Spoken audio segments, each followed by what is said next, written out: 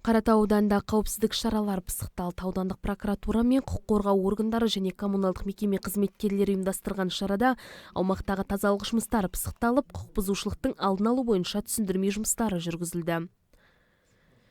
Профилактикалық шара нөлдік төзімділік қағидасы негізінде жүргізілді. Аудандағы заң бұзушылықтың алдын алу мақсатында біріккен тәртіп сақшылары мен құзырлы органдар аумақтағы тазалық жұмыстарынан бастап синтетикалық заттардың таратылуын болдырмау үшін граффити сынды жарнамалық белгілерді жою, тұрмыстық қалдықтарды рұқсат етілмеген орындарда қалдыру, қоғамдық ортаны ластанбауын, сондай-ақ бұзақылықтардың жолын кесу бойынша рейдтік тексеріс өткізіп, түсіндірме жұмыстарын өткізді. Аудандық прокуратура қызметкерлерінің айтуынша, жыл басынан бері құзырлы органға 583 жолданым келіп түскен. Аталған факті бойынша 484 әкімшілік хаттама толтырылып, айыппұл салынған. Сонымен қатар қылмыстық құқық бұзушылық бойынша бір іс тіркеліп, сотқа жолданған. Сондай-ақ синтетикалық заттардың сайттарын жарнамалайтын 1320 граффити сынды жарнамалар жойылған.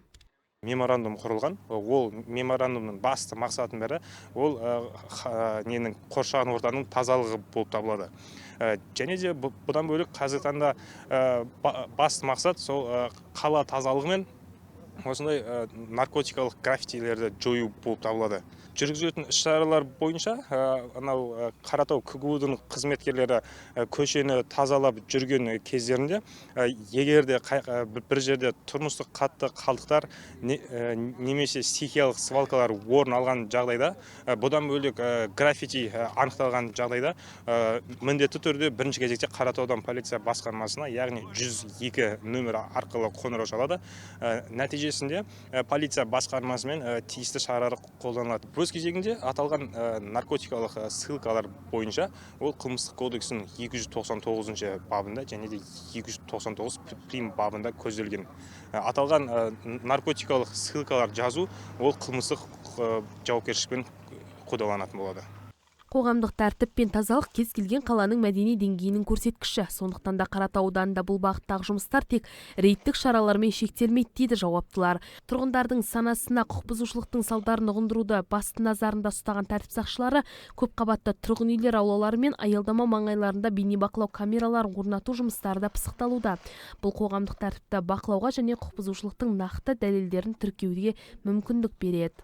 Қазіргі таңда аумақ арасында 505 әкімшілік құқық бұзушылықтың 505 бабы 1 бөлігінде көзделген абаттандыру қағидалары мен мемлекеттік мекемелердің жаңағыдай тротуар, жол бойына мусор тастауға болмайды. Сол бойынша әкімшілік құқық бұзушылықтың 505 бабында көзделген.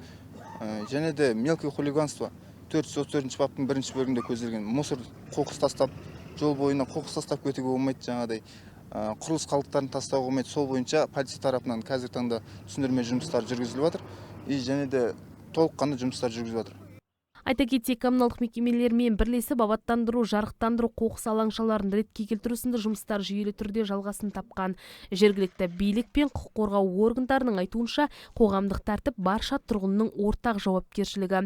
Сондықтан әр азамат өзінің айналасына бейжай қарамай, құқық бұзушылықты көрсе дер кезінде хабарласып, ортақ тәртіпті бірге қалыптастыруы тиіс.